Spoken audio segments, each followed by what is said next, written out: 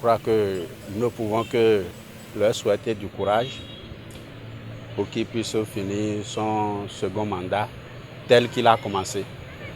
Puisqu'il a fait preuve de rigueur dans la gouvernance, ce qui nous a fait éviter les grèves perlées que nous avions entre-temps dans le secteur de l'éducation.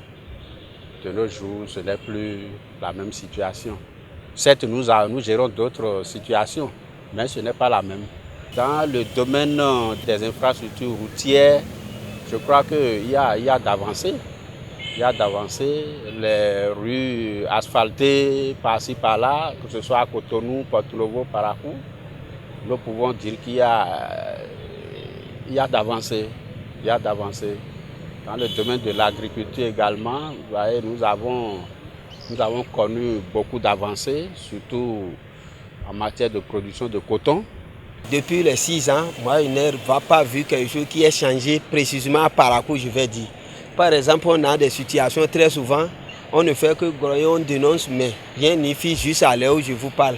Par exemple, regardez, on est à la place Bioguera. Regardez vous-même comment ça est, regardez les trous. Regardez notre stade, c'est le 7 stade qu'on a à Parakou ici. On a plusieurs fois grogné, on a dénoncé, mais on n'a pas trouvé quelqu'un qui va nous accompagner chez le président pour venir voir ce qu'on est en train de dire. C'est le président Made-in réformateur que nous avons eu au Bénin. Parce qu'en 6 ans, on a eu beaucoup de réformes. Beaucoup de réformes, dont la première que je vais saluer, c'est au niveau du numérique. Avec Mme Aurélie Soulé, qui a été vraiment l'une des dames que j'ai appréciées dans ce gouvernement, qui permet aujourd'hui de chez vous, dans votre fauteuil, de faire beaucoup de choses. Ça simplifie beaucoup de choses pour le citoyen lambda que nous sommes. Je crois que nous osons espérer que ça va continuer dans cette dynamique. Bon, secondo, à tort ou à raison, les 6 ans peut-être auront été gâchés par cette pandémie du coronavirus. Parce que vraiment, ça a fait que les ceintures qui auraient dû être desserrées depuis un bon moment continuent à être serrées. Beaucoup plus gravement même que ce que nous pensons. Parce qu'au jour le jour, la vie coûte cher. Et c'est vrai qu'on met ça sur la pandémie du coronavirus et autres. Mais nous disons que le président Patrice Talon, en tant que grand homme d'affaires, peut aller au-delà. Il peut faire beaucoup plus pour aider le peuple à quand même souffler un peu.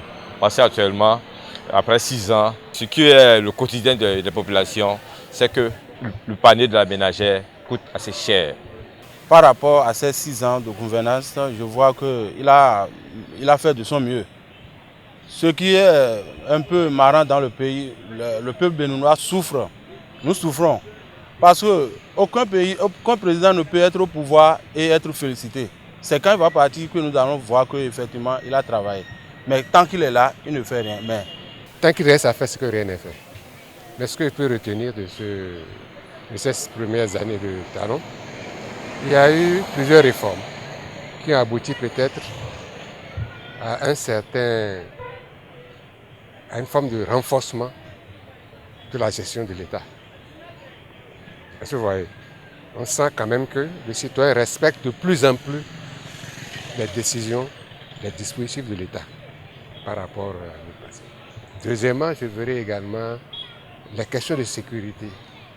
D'une manière ou d'une autre, on peut quand même dire que avec la réforme qu'il y a eu au niveau de la police républicaine, je crois quand même un temps soit peu, on assiste à quelques esquisses de la maîtrise de la sécurité.